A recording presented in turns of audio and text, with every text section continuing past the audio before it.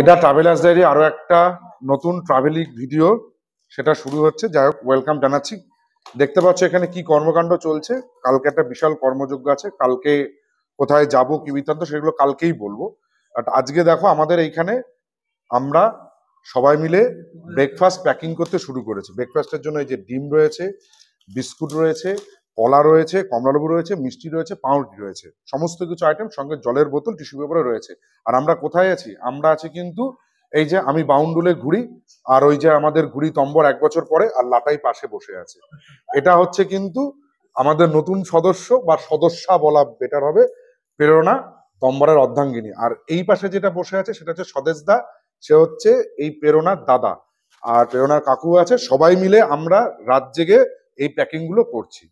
এটা হচ্ছে কি বলবো, আমাকে তো চেনই, এই থোবরা, আমি অর্পণ, আর ক্যামেরার পেছনে বরুণ আছে। চলো, বাকিটা কালকে হবে।